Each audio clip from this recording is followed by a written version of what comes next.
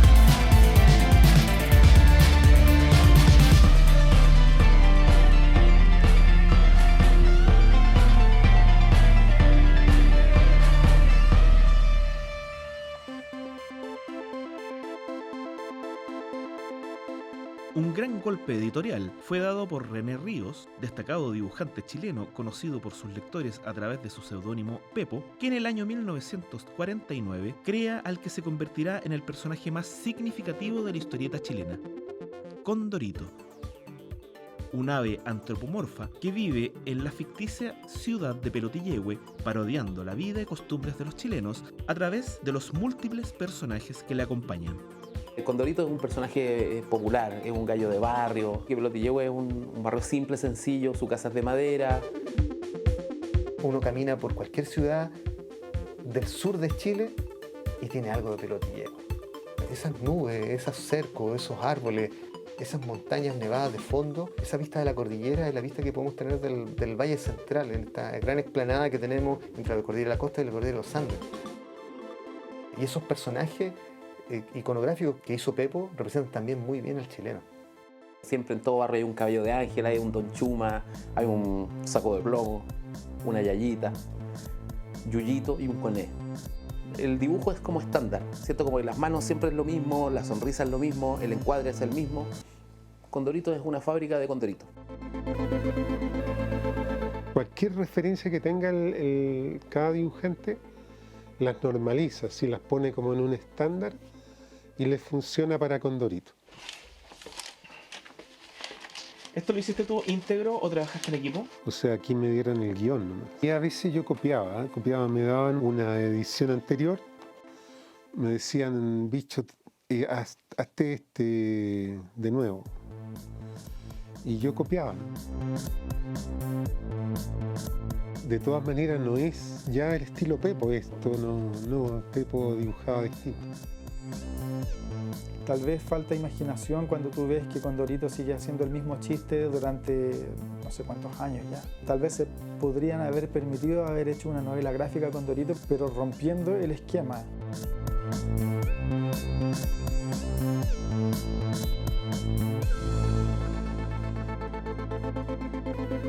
Barrabases fue una exitosa historieta creada por Guido Vallejos en 1953. Está protagonizada por un equipo de fútbol infantil en la imaginaria ciudad de Villa Feliz. El equipo de Barrabases siempre se enfrenta a distintos rivales y por lo general gana, promoviendo un gran espíritu deportivo y nunca darse por vencido. Barrabases le guarda un cierto cariño porque aprendí a leer con Barrabases. Barrabases para mí es parte de mi historia como dibujante porque con Barrabases yo dije voy a ser dibujante. O sea, los dibujos de Guido Vallejo me invitaron a mí a dedicarme al dibujo.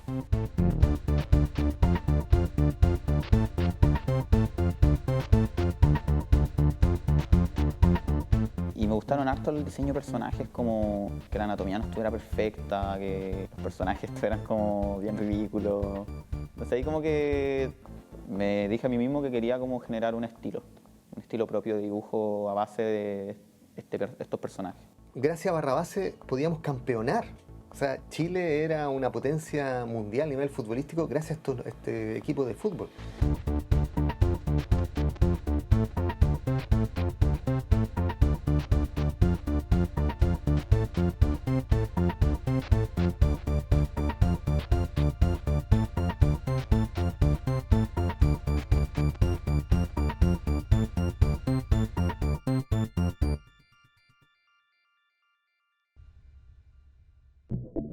Durante el siglo XX, la producción y lectura de historietas en Chile prospera hasta llegar a una época de apogeo, de la mano, por ejemplo, de la amplia producción que despliega Editorial Zig-Zag en los años 60, editando historietas de creación propia o adaptaciones de guiones extranjeros de los más diversos géneros.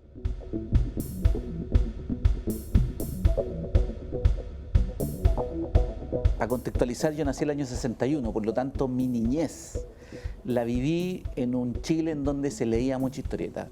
Zig-Zag producía mucha historieta. Yo una vez saqué la cuenta y eran más o menos como 75 revistas semanales o quincenales en los kioscos, y de todo género.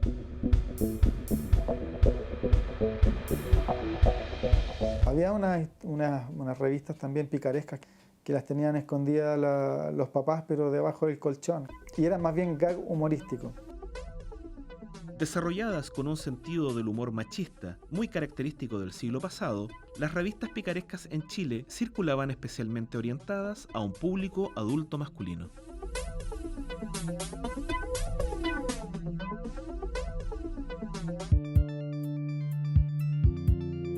Revista La Chiva nace en 1968, siendo un antecedente de la edición autogestionada chilena, dado el esfuerzo de realizarla en forma independiente de parte de sus artistas gráficos y dueños, Hervi, José Palomo y los hermanos Jorge y Alberto Vivanco, quienes desplegaban intensas páginas de humor social y político, cargados de sátira y denuncia, desarrolladas con gran habilidad y calidad estética. La Chiva es como la revista autoral que a mí me interesó de chico, ¿sí? Bueno, había un ideario político, por supuesto un contexto político. En una entrevista leí que ellos distribuían la revista en una citroneta, kiosco por kiosco. Claro, yo la vi en los kioscos, pero no tenía idea de la épica que pasaba, pues yo iba en primero básico, segundo básico, y las veía en los kioscos. En febrero de 1971, el gobierno de la Unidad Popular compró la prestigiosa editorial Zig-Zag, creando así la Empresa Editora Nacional Quimantú Limitada, con el propósito de ampliar significativamente el acceso al libro para el pueblo chileno por medio de una política de producción y distribución que bajara significativamente los costos en las ventas de sus publicaciones. En 1972, las ediciones Quimantú estaban disponibles en la mayoría de los kioscos del país a un bajo precio, hecho sin precedentes en la historia editorial chilena. Estos títulos incluían revistas de historietas. Dos grandes ejemplos fueron Revista La Firme y Cabro Chico, esta última orientada a un público infantil. Mi papá trabajó en la Quimantú, en aquellos años, estamos hablando de los años 70, cerca de ese tiempo. Y él trabajó un tiempo en bodega y después pasó en Encuadernación. Y en ese tiempo todos los errores de imprenta, digamos, o las cosas que salían descalzadas, ¿cierto? Él tenía el derecho, digamos, te los regalo, ya llévatelas, y se las llevaba a la casa. Y por ejemplo, entre esas conocí la revista Cabro Chico. De la Cabro Chico recuerdo a Oski y la portada en color. Era una cosa que yo no había visto nunca. Era un dibujo raro, súper raro y tremendamente atractivo. Yo, a pesar de mis 12 años, 11 años, yo veía que la Cabro Chico tenía igual un discurso.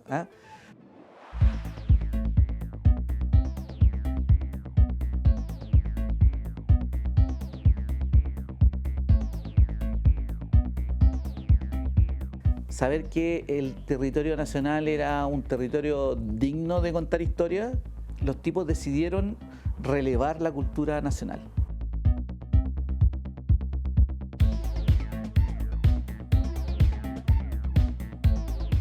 En 1968, el destacado ilustrador Eduardo Armstrong crea la revista Mampato, una publicación que promueve el conocimiento en la infancia y juventud a través de innumerables artículos, secciones culturales y la incorporación de mucha historieta en sus páginas.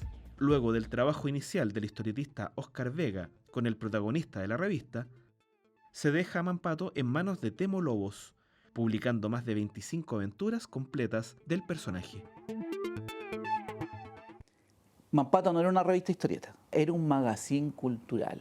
A mí me gusta mencionarlo así.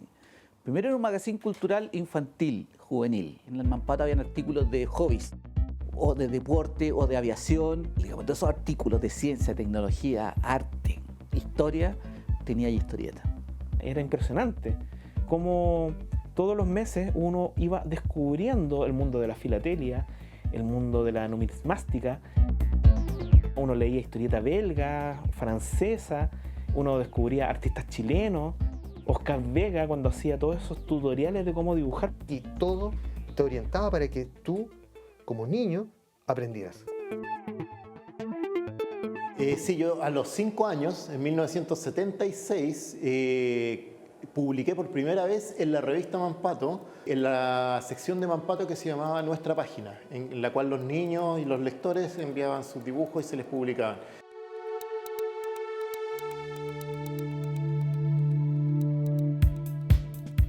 Topase fue una destacada revista de sátira política que circuló en Chile entre los años 1931 y 1970. Fundada a partir de una idea original del artista Jorge Delano Frederick, con seudónimo Coque, el semanario se desplegaba como un medio acusador de aquellas realidades que consideraba anómalas, junto con criticar ácidamente a los personajes de la vida política de la época. En agosto de 1989, el diario La Tercera revivió la revista Topase como un suplemento, convirtiéndose en un significativo acercamiento al humor político local. El Topase a mí me encantaba. Era la revista que llegaba a mi casa, era lo primero que yo conocí como revista de cómic. O sea, donde yo veía que habían dibujantes que trabajaban en esa revista. La caracterización del personaje en sí era muy buena. Hablar de Saldívar, hablar de Frey de ese tiempo. Yo me devoraba los Topases. O sea, unas plumas, unos pinceles increíbles en esas revistas.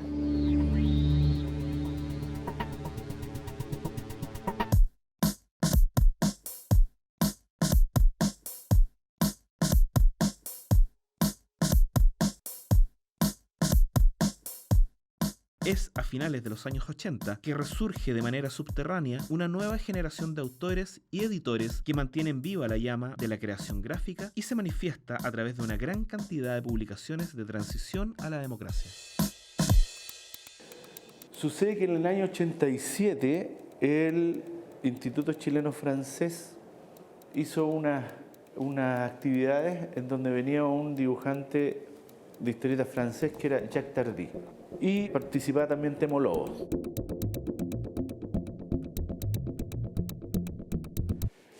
Y yo fui a estas actividades y me encuentro con toda esta gente que dibujaba historietas. Y yo pensaba que yo era el único chileno de Chile que dibujaba historietas. Y dice, oye, ¿tú también dibujás historietas? Sí, y tú...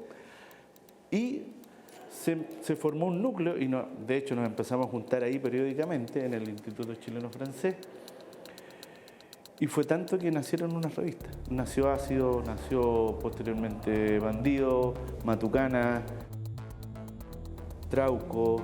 Fue muy curioso porque se creó como una especie de masa crítica de personas y alguien dijo, hagamos una revista.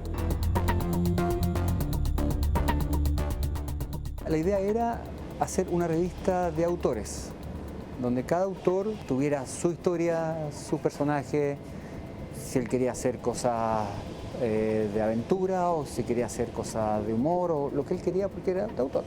Era una emoción esperar ver en el kiosco la revista con la portada que yo había dibujado, pero verla en el kiosco, ir caminando por la calle, verla en el kiosco porque no había internet, nada de eso. Eso era muy emocionante, recuerdo. Eso había como un hormigueo ahí que uno sentía. Y para la revista Asteroide hice la portada de la primera revista Asteroide. Este es el asteroide número 1. Entonces, estos son los lápices originales. Ese es el lápiz de esta página, ¿te ves? Y ese piloto japonés me saqué una fotocopia de la foto carnet mía. Ese soy yo.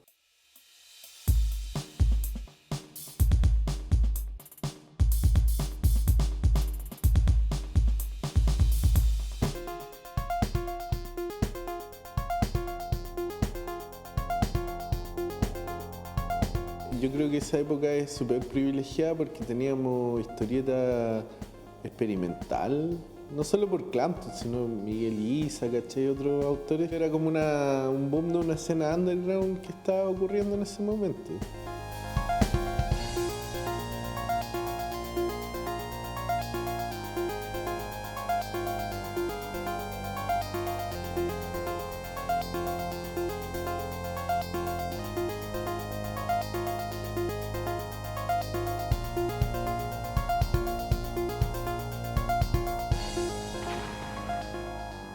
Y por supuesto surgen figuras femeninas de autoras, pues, ¿cachai? Como la niña que hacía la revista RAF, Katy. La misma Marcela Trujillo. Todos los personajes que yo dibujaba eran punk. Todos estaban pelados, tenían como el peinado como de Morrissey, todos andaban con chaqueta de cuero, todos eran medio punky. Y yo quería además hacer historias que fueran transgresoras. Yo estaba viviendo en ese grupo de gente y quería hablar de eso. Y lo hablaba a través de la estética del cómic. Pero en realidad lo que más me gustaba de hacer cómic era publicar. Era que la gente que yo no conocía los pudiera leer. ¿Cachai? Que yo pudiera hacer el cómic una semana y después la otra semana estaban en los kioscos y lo pudieran comprar. Encontraba alucinante eso. Bueno, de hecho, cuando se realizó el mítico evento, la fiesta Trauco, ¿cuándo había habido un evento de cómic Sí, no, en Chile? era una cosa nueva. Sí. Primera vez. Y vimos por primera vez a Yoyo, a Carto. Y para nosotros era impactante. Conocíamos sus trabajos, lo habíamos leído 1000 veces. Nosotros leíamos la historieta nomás. No veíamos la cosa de la interacción de los dibujantes con un público, de que el dibujante dibujaba al público o que firmaba las cosas. Esa fiesta de Trauco es como decidora en cuanto a plantear una escena. Si bien los 80 fueron terribles, al final de los 80 tuvimos una cierta esperanza con las apariciones de esta revista, pero luego en los 90 vino como una desilusión y se acabaron estas revistas, se acabó Trauco, Bandido, Dédalos tuvo una corta vida, lamentablemente. Entonces todo eso hizo que fuera una década, fue una travesía por el desierto, realmente. Nos dimos cuenta que la historieta ya no era el trabajo que uno pensaba que era, digamos, que tú hacías historieta y podías vivir de la historieta en forma normal, ¿no? Entonces, como que hubo una especie de desazón. Durante los años 90 se desarrollaron gran cantidad de revistas que tuvieron corta vida, pero que marcaron hitos en el desarrollo y tenacidad de la historieta en Chile, apuntando a diversos grupos y públicos específicos y orientados a segmentos infantiles, juveniles y adultos. Yo me acuerdo que mi mayor rabia era la distancia que había entre lo que nosotros estábamos haciendo en cuanto a revistas y lo que se hacía en todas partes del mundo. Quise hacer algo así como para ponerme un poco al día, o sea, un poco ver que se puede hacer algo de buena calidad, en un buen papel, a todo color. Y nació este personaje, que es un personaje que es un ser humano, que estuvo en el infierno, que no tiene superpoderes, que más que héroe es un antihéroe.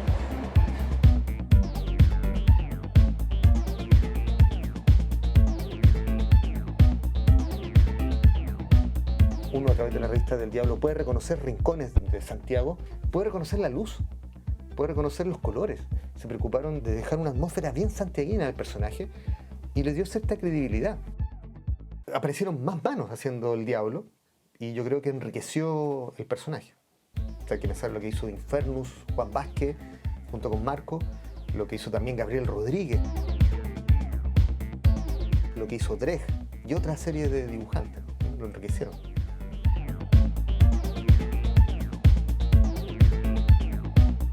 Hoy día yo, 20 años después, me doy cuenta un poco que fue una revolución. Para mucha gente, para muchos autores, era como, oye, sí se puede hacer esto acá en Chile.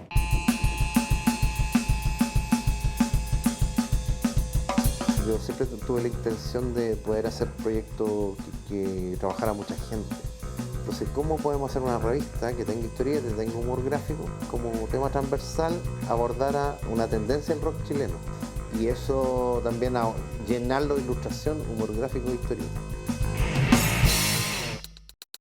Este es el número 1, este es el número 2, que es del punk, y que la portada es una adaptación del disco de Clash, London Calling.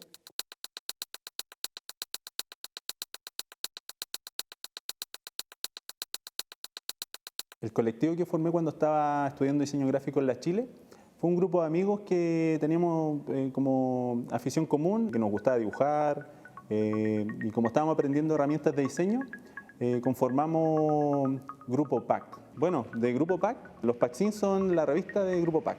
En ella podemos ver distintos estilos Y una de las particularidades que nosotros queríamos destacar, que nosotros siendo diseñadores ya o en formación, podíamos aplicar nuestros conocimientos en nuestra propuesta editorial. Y bueno, ese proceso terminó con la Paxin número 5.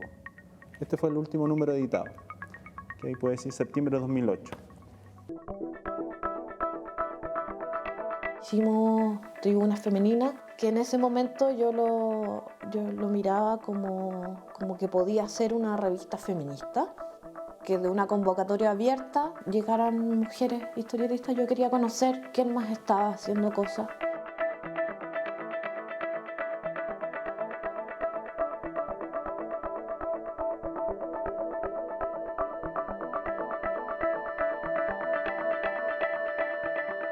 Es bacán como ver como toda esa gente que nos juntábamos en el 2005 o gente que participó en Tribuna Femenina, que fue donde conocí a varias, pero evolucionando en su línea y en su discurso. Eso me parece súper interesante. A mí me gustó mucho porque fue un lugar muy de encuentro con otras autoras y con otra forma de mirar lo que nosotras hacemos.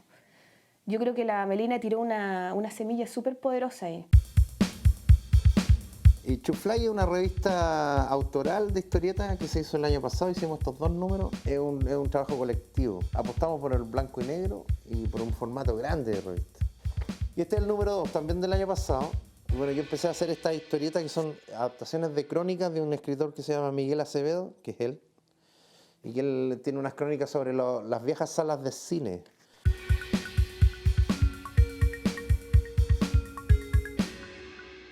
Chicago Boy es una revista que surge por el hecho de querer hacer, digamos, cosas nomás. Y la revista tiene 2 historias, una que hice junto con mi amiga Bada, que es una chica de Valdivia, que tiene un personaje que se llama Yuko, y también es amiga de Sporty. Sporty, mi personaje que, digamos, creé a base de querer decir cosas, pero que no tuviera que decirlas yo. Y lo bueno de Sporty es que es un personaje sencillo, es tierno, pero me gusta que tenga historias brígidas de repente, o que viva aventuras brígidas. Por ejemplo, en esta historia que ya la hice con mi amiga a la par, viñeta por viñeta, en una parte, no sé, pues ya llegan a un agujero a otra dimensión, entran ahí y adentro hay un monstruo que está llorando y está todo maltratado y ellos no entienden nada. Al final todo termina bien para nuestro héroe.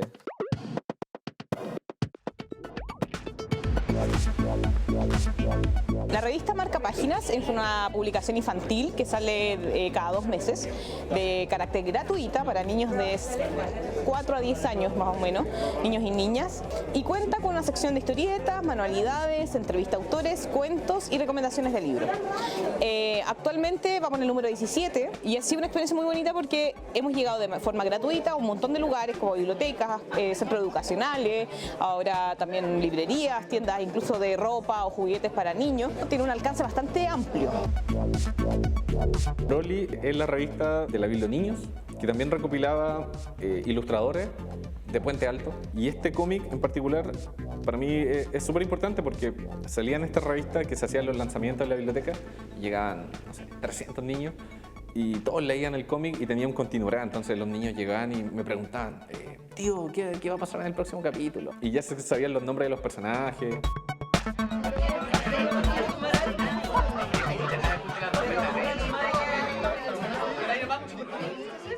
Muy buenas tardes, les damos la cordial bienvenida al lanzamiento de revista Ñachi. Quiero primero que nada pedirles un gran aplauso acá a los artistas que están presentes.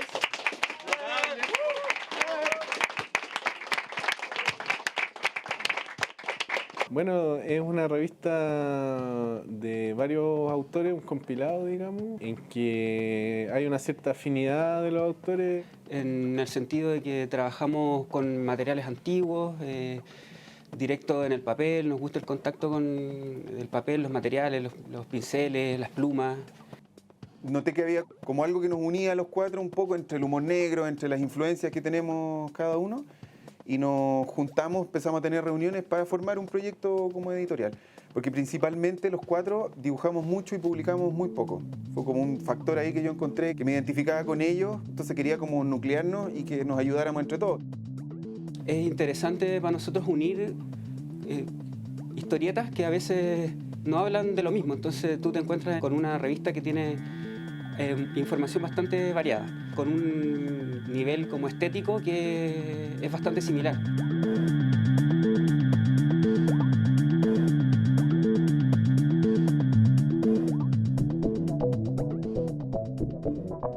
Nos parecía que era entretenido probar con una revista que solamente tuviera mujeres y que solamente invitara a mujeres, qué temas se iban a abordar y qué elementos iban a surgir en el trayecto de hacer esta revista. Lo que queremos es ver qué historias están contando las autoras, qué narran en sus cómics.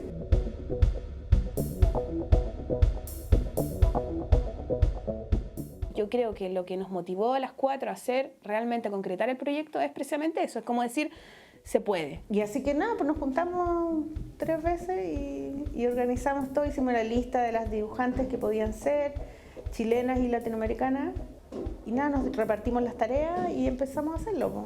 Y de visibilizar con este espacio a muchas autoras que nosotras admiramos mucho y que queremos y que conocemos y que nos gustaría que mucha más gente conociera. Así que, nada, pues, seamos brigias. Muchas gracias.